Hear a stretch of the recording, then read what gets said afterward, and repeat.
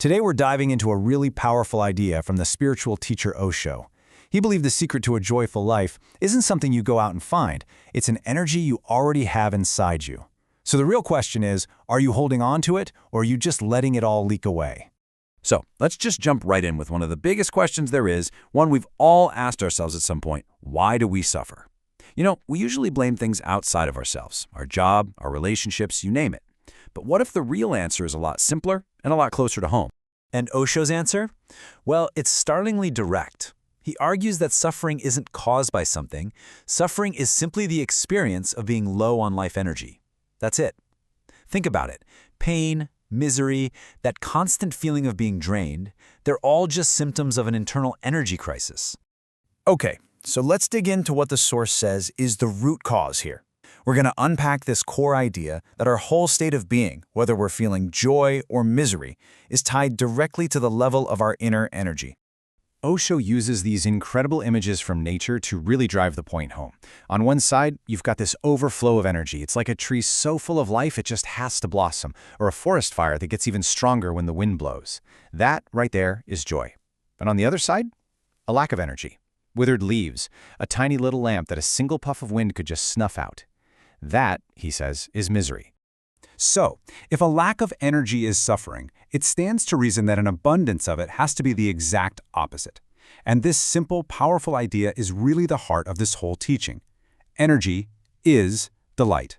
And Osho actually points to this amazing quote from the poet William Blake, who he didn't just see as a poet, but as a true sage. Energy is delight. It's almost like a mathematical formula. It means delight isn't something you have to chase after. It's just what happens, naturally, when your energy is full and overflowing. And what's so cool about this is we're not just talking about having enough energy to, run a marathon. In this teaching, life energy is the fuel for everything that makes life rich and colorful. It's where creativity comes from, it's the energy behind dance and love, and ultimately it's what gives you the capacity for a spiritual awakening.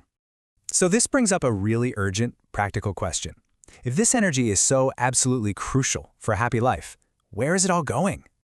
All right, get ready for this, because the claim here is pretty shocking. It's that we waste 99% of our life energy. 99! And it's spent on what Osho just bluntly calls garbage, things that burn through our precious fuel for life and give us absolutely nothing back. Now, this slide shows what the source says is the single biggest leak. Citing scientific claims, it states that a staggering 80% of our energy is lost through our eyes. Just let that sink in for a second. According to this teaching, most of our life force is literally just pouring out of us through what we look at all day long.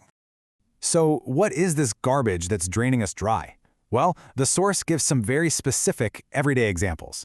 It's the pointless gossip we listen to, the sensationalist news and movies we watch, the junk food and sugary drinks we put in our bodies, the endless ads we see, and just the constant noise we surround ourselves with. Every single one is a little hole in our energy tank. So how in the world do we stop this from happening? To get to the solution, we first have to understand the mechanism, and the source explains that our senses, well, they're the actual doorways where our energy flows both in and out. Okay, this is a really fascinating way to look at it. The source uses the Sanskrit term indriya, and it describes all our senses as one single door. So from this point of view, an extrovert isn't just someone who's outgoing. There's someone whose energy is always flowing out of that door. And an introvert, in the spiritual sense, is someone who learns how to consciously pull that energy back in. And here's the crucial part. You can learn to manage this flow. The source gives this amazing piece of practical advice from the Buddha. When you walk, just look 4 steps ahead of you. That's it. Why? Well, because that's all you really need to see to walk safely. Looking at every shop window, every billboard, every single distraction, that's just an unnecessary expense of your vital energy. So, this all brings us to the solution.